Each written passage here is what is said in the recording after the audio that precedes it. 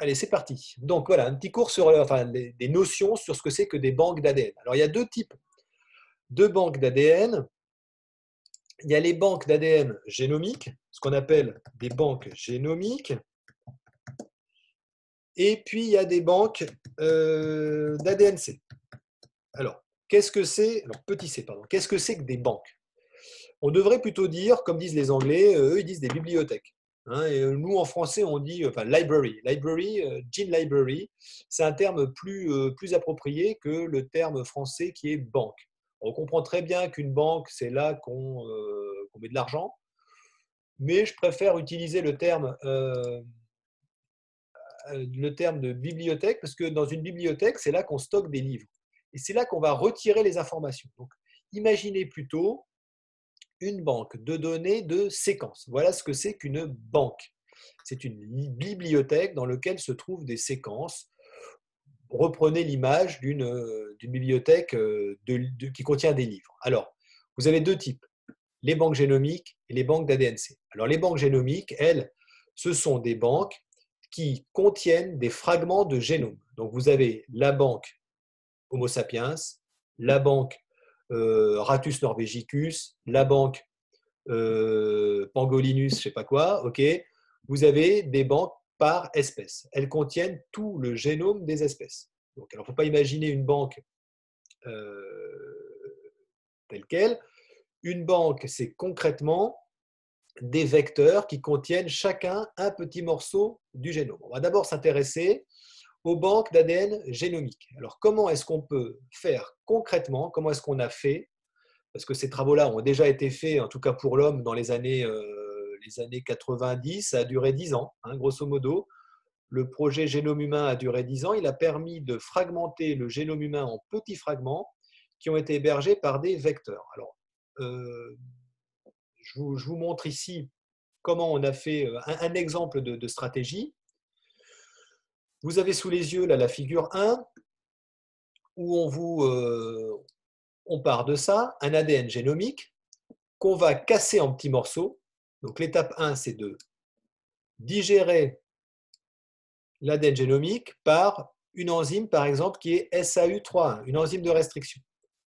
Puis on va ensuite traiter à la phosphatase. Donc vous voyez ici le produit de la digestion du génome.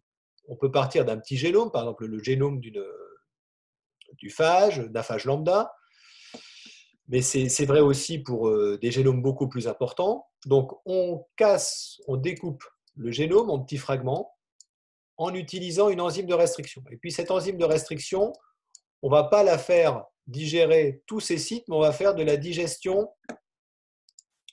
qu'on appelle une digestion incomplète. On utilise aussi le terme, il y a un terme qui m'échappe là, incomplète ou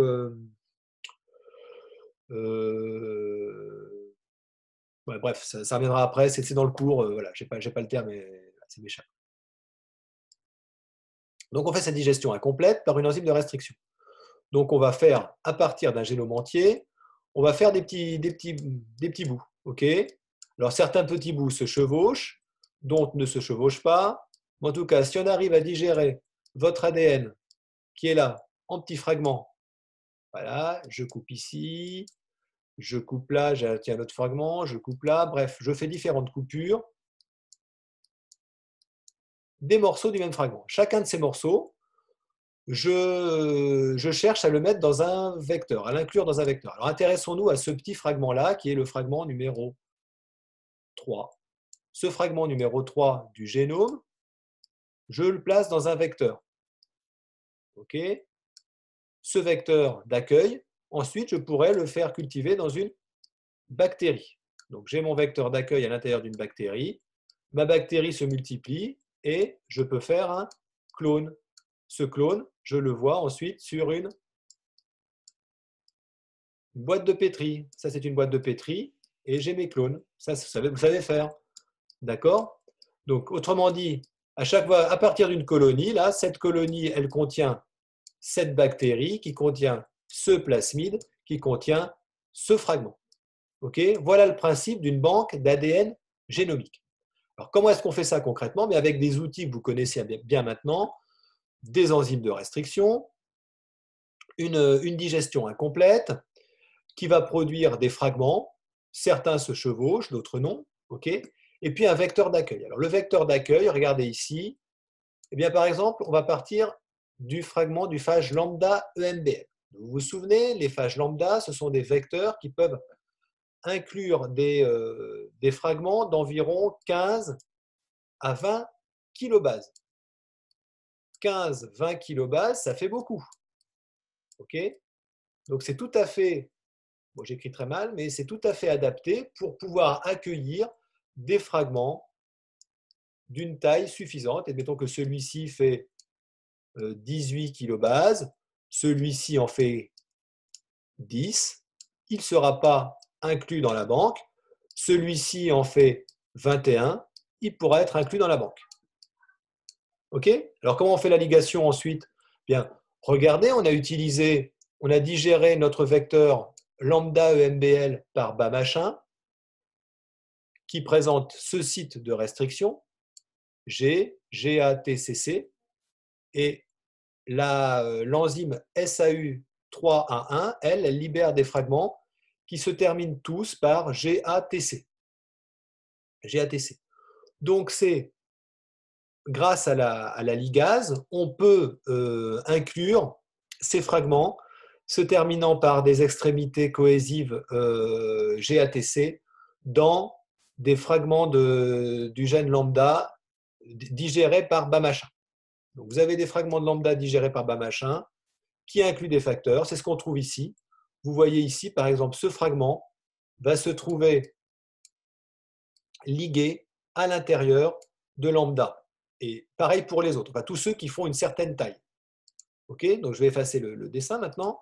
Vous voyez ici, on va se retrouver au final avec des fragments, pardon, des vecteurs lambda qui sont des vecteurs recombinants qui contiennent des inserts de taille différente. Et vous vous souvenez que vous pouvez avoir une encapsidation sélective, c'est-à-dire seuls les fragments d'une taille suffisante, donc il faut qu'ils soient ni trop petits ni trop grands, donc autrement dit, des fragments de 15, donc seulement les inserts de 15 à 20 kilobases sont encapsidés. Vous vous souvenez, s'ils sont trop petits, eh bien, la capside ne tient pas debout, elle s'effondre. S'ils sont trop gros, ça ne rentre pas dans la capside. Donc ça, c'est voilà, on fait une encapsidation sélective. Voilà. Dans des phages lambda. Alors, juste une petite chose, j'ai dit tout à l'heure qu'on pouvait fabriquer des banques d'ADN sous forme de colonies. Alors là, ici, c'est une banque sous forme de vecteur. C'est un peu différent. Comment est-ce qu'on peut mettre en évidence les phages qui contiennent les fragments? Vous vous souvenez? Techniquement, comment est-ce qu'on met en évidence des phages? Imaginez, là, j'ai une boîte de pétri,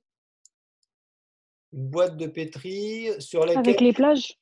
voilà, j'ai étalé des colonies. Voilà, c'est des plages de lys. Donc, vous imaginez, tout ça, c'est des bactéries.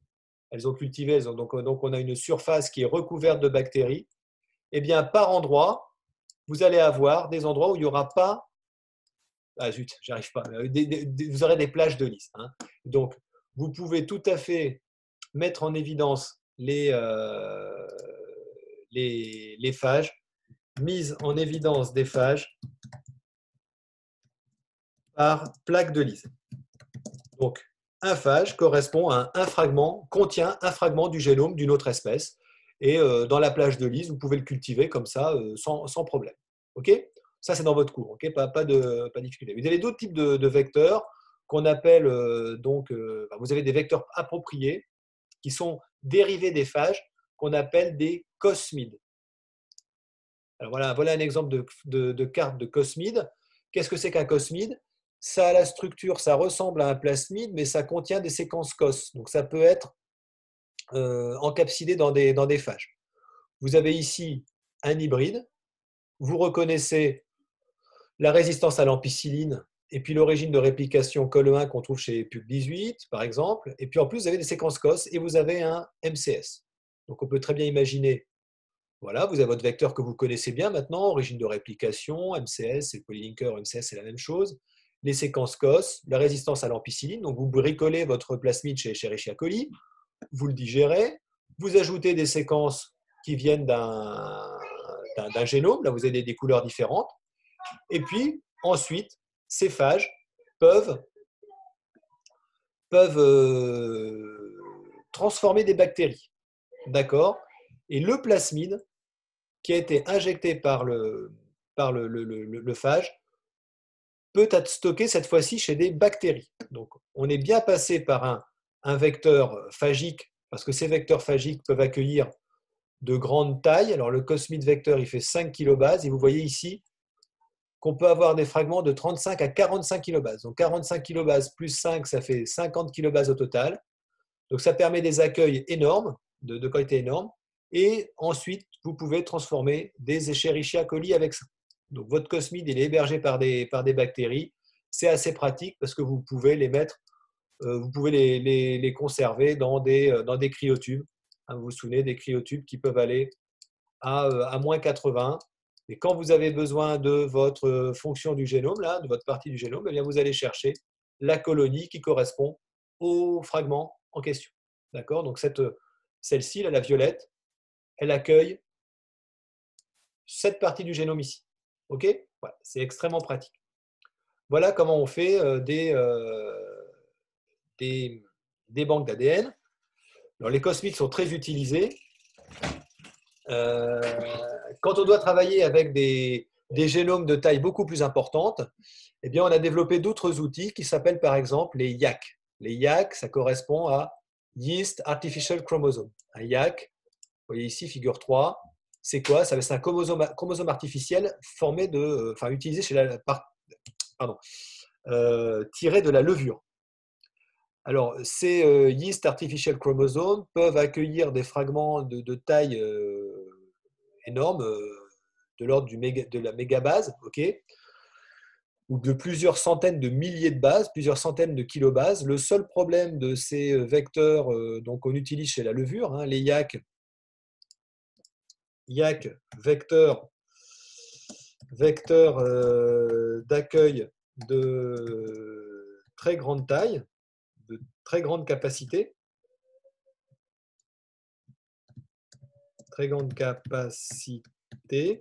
entre 100 000 bases, 100 000 et 1 million, 1, 2, 3, 4, 5, 6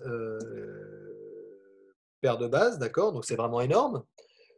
Le seul problème, 100 000, voilà, je vais essayer d'écrire un peu mieux quand même, puisque c'est enregistré, on va faire attention, entre 100 000 et 1 million, qu'est-ce que j'ai fait là? Je mets un zéro de trop là.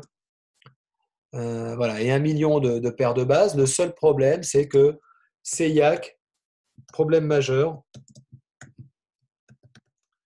la recombinaison dans la levure est un phénomène assez fréquent. Autrement dit, si vous avez des fragments de génome chez la levure, eh bien, il y a des forts risques que vous ayez des recombinaisons et qu'au final, eh bien, l'ADN que vous avez stocké là, dans votre levure, eh bien, il est recombiné avec le génome de la levure et que du coup, par endroit, vous avez des mismatchs. Vous voyez tout ce que je représente ici, là, c'est assez mal représenté, mais c'est des erreurs. Donc, je vais juste faire un petit trait. Voilà. Vous imaginez ici, là, j'ai une erreur.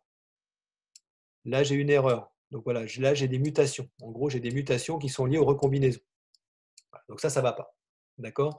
Ça pose un problème, les YAC, de ce point de vue-là. Problème de recombinaison. Voilà. On va continuer sur une deuxième partie qui s'appelle les banques d'ADN-C. Alors, un ADN-C, vous vous souvenez, hein, l'ADN-C, c'est l'image, entre guillemets, l'image d'un ARN M par reverse transcription, par transcription reverse. Alors, les banques d'ADN-C sont extrêmement pratiques. Elles sont beaucoup plus pratiques que les banques génomiques. Pourquoi? Parce qu'on part d'un ADN-C, on part d'un ARN messager. À partir de cet ARN messager, on est capable par transcription reverse transcription, de produire un ADN-C. Voilà. Et cet ADN-C, vous êtes capable de le placer dans un vecteur, comme on vient de voir avec les banques d'ADN génomiques. Donc, vous pouvez l'insérer, insertion dans un vecteur. J'ai écrit très mal, j'aurais dû faire l'investissement dans une petite tablette. Insertion dans un vecteur, voilà, et donc votre ARN messager ici, il est ensuite transformé en ADN-C. Cet ADN-C, il est ensuite inséré dans un vecteur, comme je vous l'ai représenté tout à l'heure, et chaque élément de la banque représente un ADN-C, donc un ARN-M, donc une protéine exprimée. OK? C'est ça l'intérêt. Quand vous avez une bonne banque d'ADN-C, eh bien, vous savez exactement quels sont les ARN messagers qui sont exprimés dans une cellule et donc potentiellement les protéines que va exprimer cette cellule. Ce n'est pas tout à fait vrai, hein. En tout cas, l'information que vous donne la banque d'ADN-C, c'est une information sur le transcriptome, c'est-à-dire l'ensemble des ARN messagers exprimés par une cellule. Alors, comment est-ce qu'on arrive à ça? Eh bien, la première étape, c'est évidemment de transformer vos ARN messagers en ADN-C. Là, je vous donne une méthode très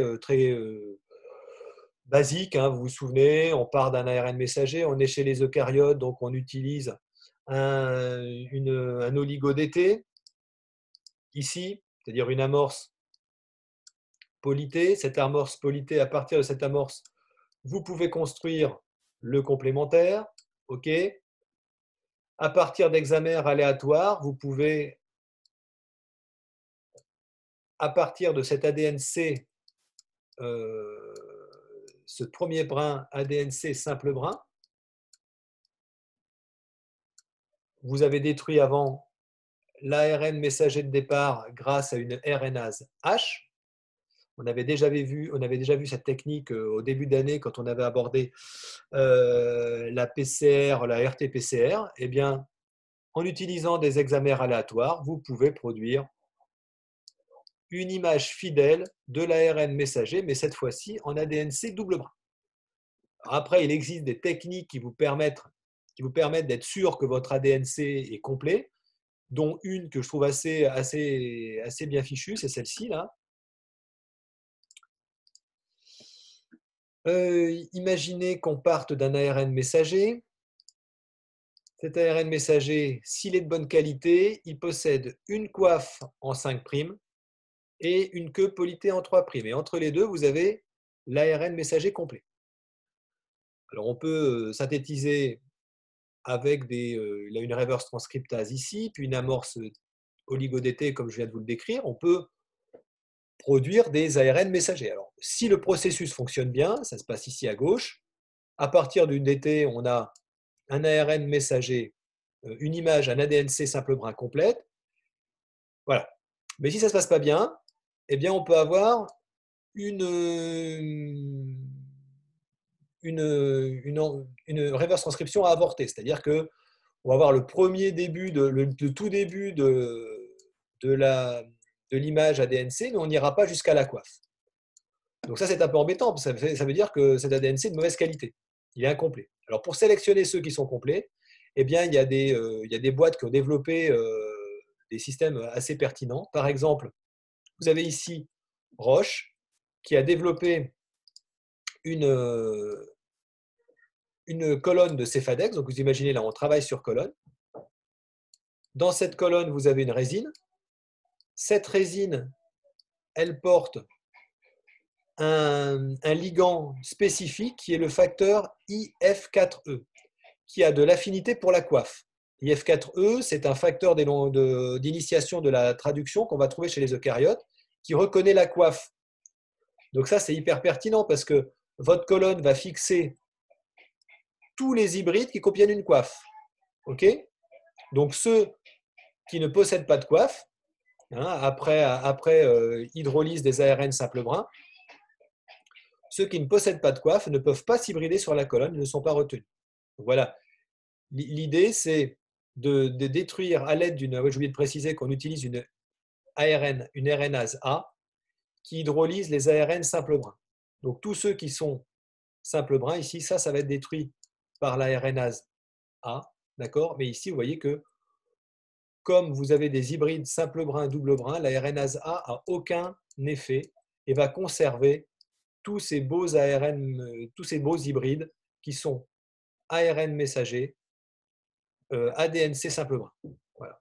Ils sont sélectionnés sur la colonne, les autres sont éliminés et au final, vous pouvez bien avoir affaire à un ADNC, ici, un ADNC simple brin,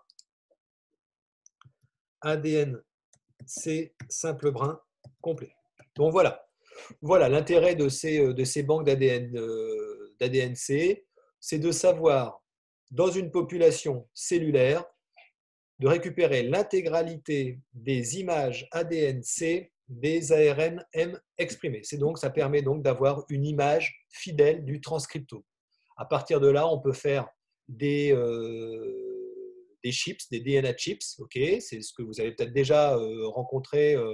On en avait parlé dans mon cours sur l'hybridation. C'est ce qu'on appelle des puces à ADN. En fait, ce sont des puces à ADN-C. Des fois un fragment d'ADN génomique, mais ce sont des petites puces qui contiennent des fragments du transcriptome. Donc ça, c'est extrêmement précieux, ça coûte très cher d'ailleurs.